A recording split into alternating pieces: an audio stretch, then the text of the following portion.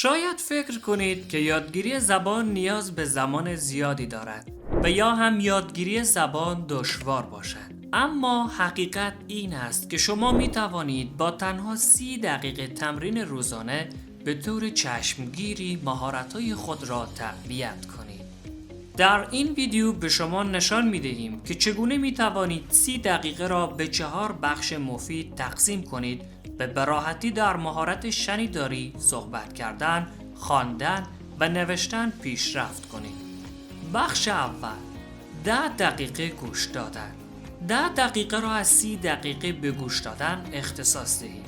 شما می توانید پادکست ها یا ویدیوهای انگلیسی زبان گوش دهید. این به شما کمک می کند که همزمان با یادگیری لغات مهارت درک شنیداری خود را تقویت کنید.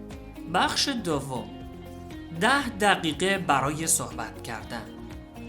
در 10 دقیقه بعدی با خودتان، شریک زباندان و یا برنامه‌های مختلف مانند آیتکی به زبان انگلیسی صحبت کنید. شما می توانید مکالمات ساده بسازید و از عباراتی که یاد گرفته اید استفاده کنید. این به شما کمک می کند تا اعتماد به نفس کامل در صحبت کردن را به دست بیاورید.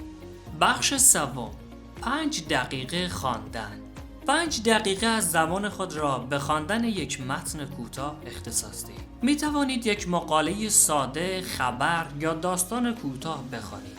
این به شما کمک می کند دایره لغاتتان را گسترش دهید و نحوه استفاده از جملات پیچیده را بیاموزید. بخش چهارم و آخرین بخش، 5 دقیقه را برای نوشتن اختصاص دهید. جملاتی درباره روز خود بنویسید یا یک پاراگراف کوتاه بسازید.